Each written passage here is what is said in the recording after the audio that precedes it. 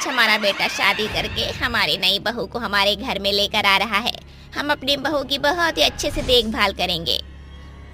दीदी आप बिल्कुल सही बोल रहे हैं। हमारी नई बहू हमारे घर में आती ही होगी, क्यों न हम उसका गृह प्रवेश अच्छे से करें। इसमें बोलने वाली क्या बात है? हमारी नई नवेली दुल्हन आएगी तो उसके लिए ये घर अच्छे से सजा होना जरूरी है। तो क्यों न हम अपने इस गंदे घर को अच्छे से संवार कर रखें। तुम सब आपस में बात करते ही रहोगे या फिर घर का कोई काम भी करोगे? तुम चिल्ला क्यों रही हो? कर रहे हैं ना हम सब।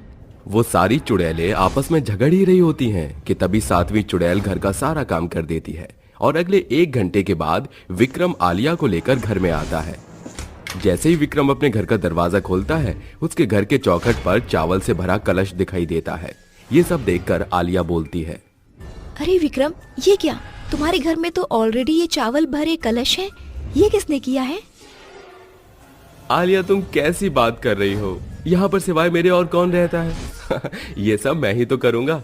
एक नई बहू के आने पर उसका गृह प्रवेश किया जाता है, इसीलिए मैंने सारी तैयारी पहले ही कर रखी थी। अरे वाह, तुम तो बड़े ही समझदार हो।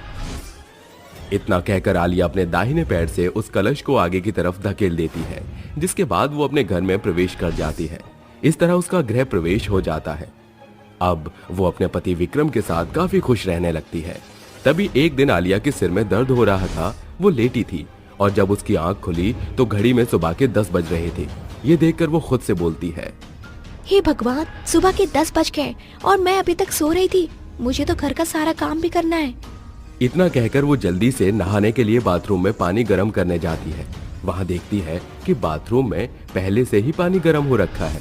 ये देखकर वो थोड़ी चौंक जाती है और खुद से बोलती है, अरे पानी किसने गर्म किया होगा? क्या पता ये पानी विक्रम गर्म करके चले गए होंगे।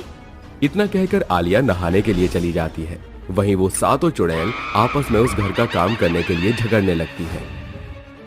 घर का काम आज मैं करूंगी। तुम कैसी बकवास कर रही हो? तुम अकेले घर का काम क्यों करोगी? ये नई बहू के सामने महान बनना चाहती है ना, इसीलिए घर का काम कर रही है। अरे यार, मुझे तो लग रहा है तुम तीनों ही नई बहू के सामने महान बनना चाहती हो। तुम सभी मुझे एक बात बताओ, तुम लड़कर क्या साबित करना चाहती हो? इस तरह नई बहू तुम्हारी तारीफ नहीं बल्कि बुराई करेगी। वो सभी आपस में बात कर ही रहे थे कि अंदर उन सभी की आवाज आलिया को सुनाई दे रही थी। उन सब की आवाज सुनकर आलिया थोड़ी डर जाती है और डर कर वो अपने बाथरूम का दरवाजा खोलकर चुपके से देखती है, लेकिन उसको वहां पर कोई भी नहीं दिखाई देता। इस तरह वो नहाकर बाहर आती है, जहां वो घर का सारा काम किया हुआ देखती है। ये देखकर वो घबरा जाती है क्योंकि उसके घर में अजीबोगरीब हरकतें हो रही थी। इन हरकतों को देखकर आलिया खुद से बोलती है, आखिर इस घर में क्या है? इस घर में जरूर कुछ न कुछ तो है। इस बारे में मुझे विक्रम से बात करनी पड़ेगी। इतना कहकर अब आलिया विक्रम का इंतजार करने लगती है और शाम होते ही विक्रम अपने ऑफिस से आलिया के पास आता है और उसे पीछे से गले लगा लेता है। विक्रम को देख आलिया मुंह लटकाए हुए उससे बोलती है, विक्रम, मैं जब से इस घर में आई हूँ तब से मुझे यहाँ पर कुछ न कुछ अजीब लग रहा है। कभी मेरे घर का काम हो जाता है तो कभी मेरे बाथरूम का पानी गर्म हो जाता है और कभी कभी तो मुझे कुछ औरतों की बात करने की भी आवाज आती है। तुम मानो या ना मानो, इस घर में जरूर कुछ है। तुम इतने सालों से रहते आए हो, क्या तुमने कभी ऐसा कुछ महसूस नहीं किया? अरे कैसी बात कर रही हो आलिया? मेरे घर में ऐसा कुछ भी नहीं है जैसा तुम बोल रही हो। ये सब तुम्हारा वहम है।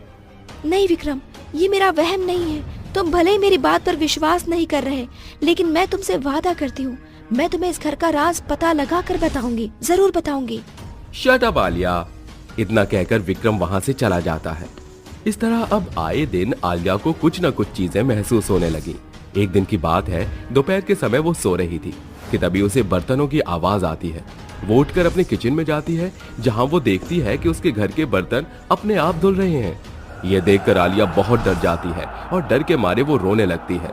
रोते हुए वो चिल्लाकर बोलती है, कौन है यहाँ पर? मैं पूछती हूँ, यहाँ कौन है? आखिर तुम लोग मुझे इस तरह क्यों परेशान कर रहे हो? जो भी है मेरे सामने आओ। आलिया को फूट फूट कर रोते हुए देख वो सातों चुड़ैल आलिया के सामने आ जाती है और उससे एक एक करके बोलती है, बहू आलिया, तुम हमसे डरो मत, हम तुम्हारी सास हैं। लेकिन ये कैसे हो सकता है? विक्रम के तो माता पिता है ही नहीं। हाँ, तुम बिल्कुल सही बोल रही हो। विक्रम के माता पिता नहीं है, क्योंकि विक्रम के माता पिता की मृत्यु एक कार एक्सीडेंट में हो गई थी। उस कार एक्सीडेंट में विक्रम तो बच गया, लेकिन विक्रम के माँ बाप हमेशा हमेशा के लिए उसे छोड़कर चले गए। मैं समझी नहीं। हम तुम्हें समझाते हैं। आज से 15 साल पहले की बात है। विक्रम के पिता का नाम विनय था। विक्रम के पिता ने 6 शादियां की थी। रीजन ये था कि विनय को एक भी संतान नहीं हो रही थी और विनय की माँ को उनका एक वारिस चाहिए था। इसीलिए हम 6 पत्नी होने के बावजूद उन्होंने विनय की 7वीं शादी करवाई। विनय की 7वीं पत्नी का बेटा ये विक्रम था। हम 7 सौतनों के बीच बहुत ही ज्यादा प्यार था, लेकिन भगवान को ये मंजूर नहीं था। हम सभी विक्रम से बहुत ही ज्यादा प्यार करते थे और एक बार की बात है, हम सभी लोग पिकनिक पर जा रहे थे कि तभी विनय की कार का ब्रेक फेल हो गया था, जिसमें हम सभी की जान को खतरा हो चुका था। इसीलिए हमने विक्रम को कार की खिड़की से बाहर की तरफ फेंक दिया। उस दिन विक्रम की जान तो बच गई, लेकिन हम 7 सौतन और विनय की जान उस कार एक्सीडेंट में चली गई। हम लोगों ने उस दिन अपना शरीर तो छोड़ दिया, लेकिन हमें अपने बच्चे की फिक्र रहने लगी। इसीलिए हम सभी सौतन मुक्त नहीं हो पाए और आज तक हम सभी विक्रम का ख्याल रखते हैं। तुम्हें कोई परेशानी ना हो, इसीलिए हमने घर का काम किया, लेकिन तुम तो डर ही गई। ये सारी चीजें विक्रम को पता है? हाँ, ये सारी चीजें विक्रम को पता है, लेकिन उसे हमने ही मना किया था कि वो तुम्हें कुछ न बताए, क्योंकि अगर तुम्हें शुरू में ही ये बात पता चलती तो शायद तुम इस घर में कदम तक ना रखती। विक्रम हमारा इकलौता बेटा है, जिसकी तुम इकलौती बीवी हो। हम तुम्हें किसी भी चीज की परेशानी नहीं होने देना चाहते थे। ये सब सुनकर आलिया की आंखों में आंसू आ जाते हैं कि तभी वहीं पर विक्रम भी आ जाता है। उसे देखकर आलिया उसे गले लगा लेती है और रोते हुए उससे बोलती है, विक्रम, अगर तुम मुझे शुरू में ही ये बात बता देते तो शायद मैं कभी भी इतना डरती ही नहीं। ये सारी मेरी सास है और हम सभी एक साथ मिलकर रहेंगे।